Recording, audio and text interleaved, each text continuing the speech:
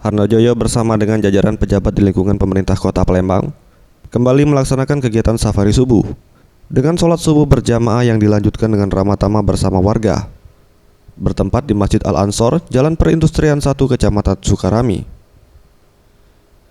Ditemui usai safari subuh, Harnojoyo menyampaikan, seperti safari subuh sebelumnya, tujuan dari safari subuh ini selain sebagai media dalam memakmurkan masjid dan musola di Palembang, safari subuh ini juga dapat dimanfaatkan untuk mendekatkan para pejabat di lingkungan Pemkot Palembang kepada masyarakat demi mempermudah dalam menyerap aspirasi masyarakat nantinya.